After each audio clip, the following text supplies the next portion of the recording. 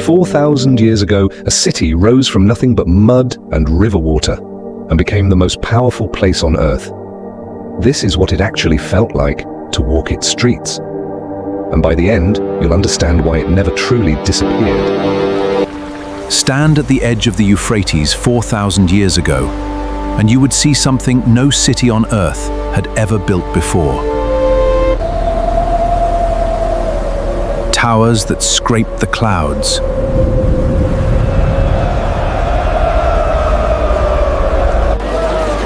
And rising above it all, a staircase to the heavens that the people below called the Gate of the Gods. And rising above it all, a staircase to the heavens that the people below called the Gate of the Gods. This was Babylon. And for the people who lived here, this was simply Tuesday. Long before Rome had a name, before Athens built its first temple, Babylon was already old. It sat on a flat, sun-baked plain between two rivers, a place with no mountains, no forests, no natural stone.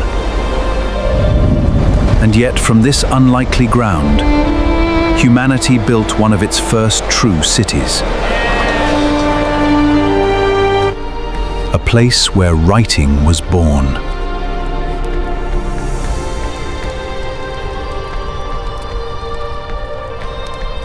Where laws were carved into stone for all to see.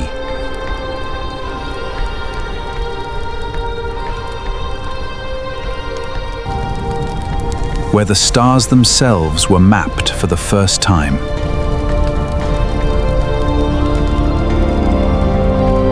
Today we walk through its streets, not as tourists staring at ruins, but as residents waking up at sunrise, stepping out into a world that hummed with noise, mud, gold, and gods. The average Babylonian did not live in a palace. They lived in a home built from something the land gave freely, river mud, shaped into bricks and baked hard under a relentless sun. Houses pressed close together along narrow, shaded lanes, their walls thick enough to keep out the worst of the heat. There was no glass in the windows, only small openings near the roofline to let hot air escape. Courtyards sat at the center of most homes, open to the sky, where women ground grain into flour before the sun climbed too high to bear. Smoke curled up from clay ovens, bread baked, beer, the daily drink of nearly everyone, brewed in wide jars. But step outside that courtyard, and the real spectacle of Babylon began. This was not a poor existence.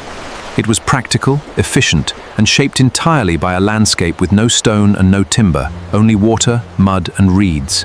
Babylon's streets were a collision of sound. Merchants shouted prices for wool, dates, sesame oil, and fish hauled fresh from the canals.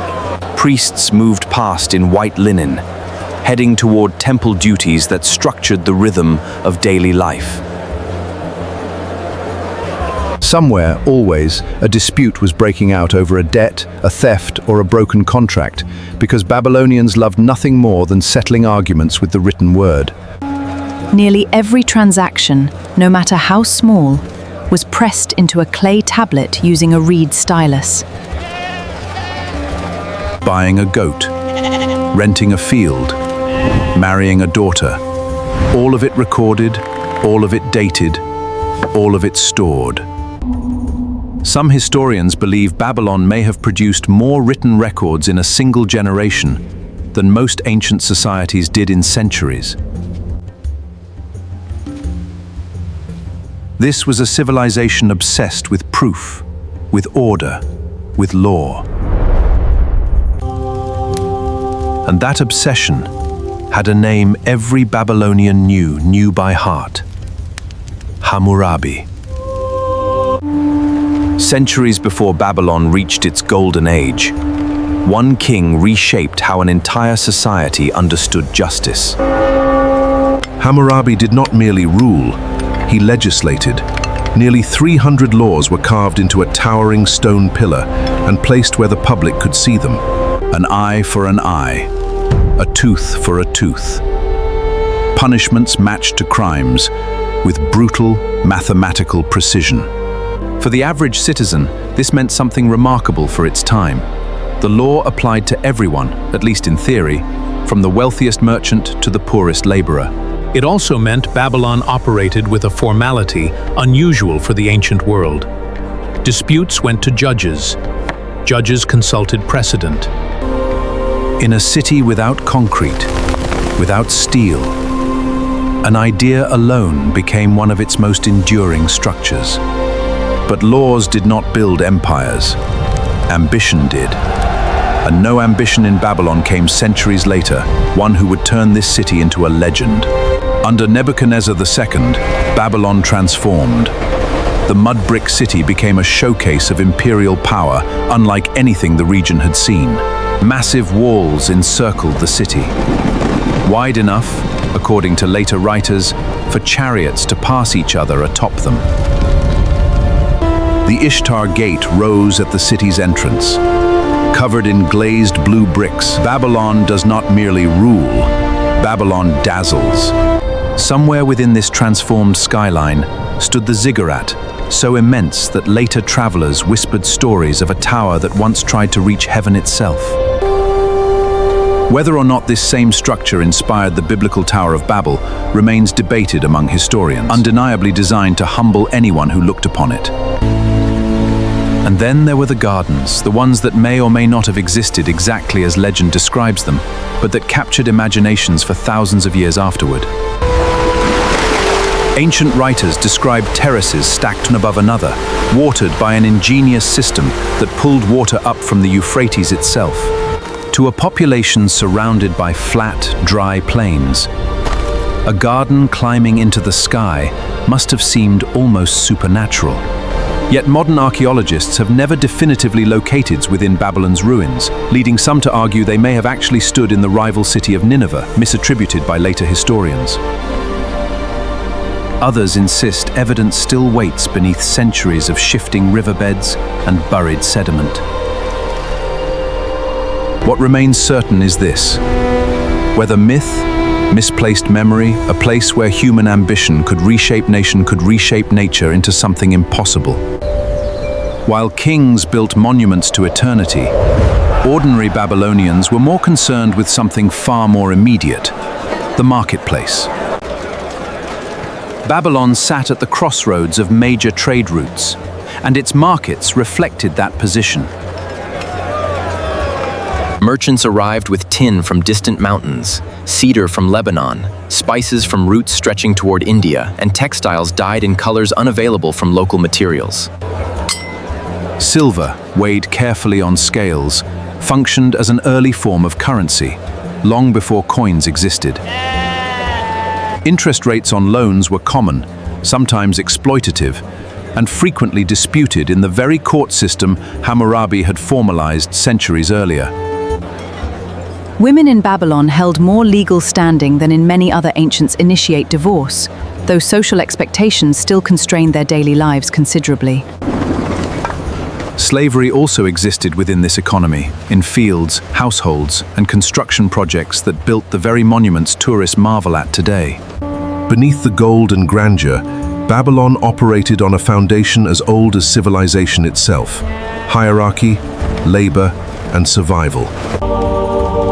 Religion in Babylon was inseparable from Dayf. Marduk stood as the city's primary deity, from childbirth to the movement of the stars.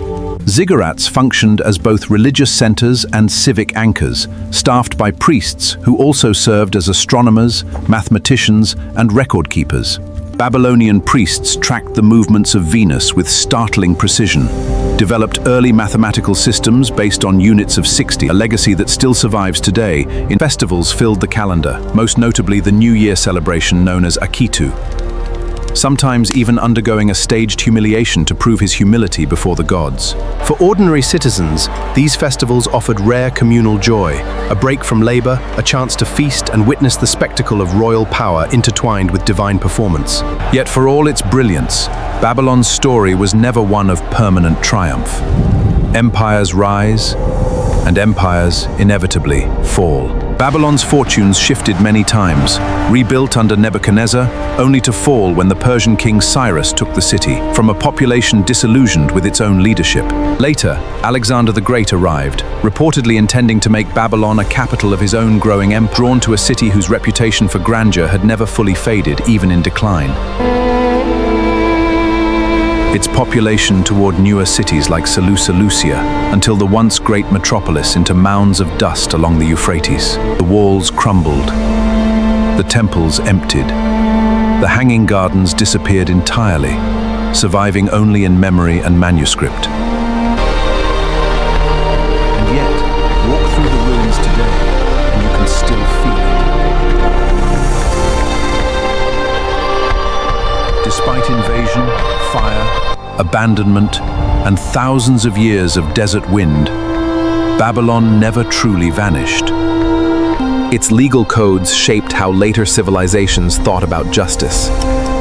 Its mathematics still governs how we measure our clocks and our circles.